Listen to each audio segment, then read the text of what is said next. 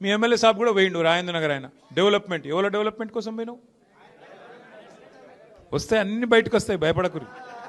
సుల్తాన్పూర్ బయటకు వస్తుంది ఘాసిమియా కూడా బయటకు వస్తుంది అన్ని బయటకు వస్తాయి